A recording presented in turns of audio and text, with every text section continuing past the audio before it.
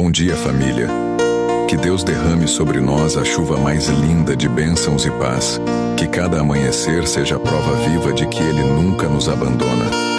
Que a nossa casa seja templo de amor, diálogo e perdão.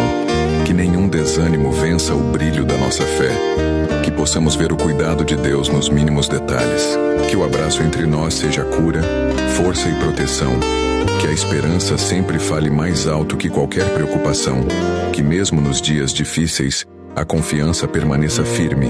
Que os nossos sonhos sejam alinhados com os sonhos de Deus. Que Ele nos afaste de todo o mal e nos aproxime do que é eterno. Que a gratidão seja o perfume do nosso lar, todos os dias. Família é presente raro, cuidado e milagre diário. Que hoje seja memorável, leve e cheio de propósito. Deus abençoe cada coração da nossa família, hoje e sempre. Amém.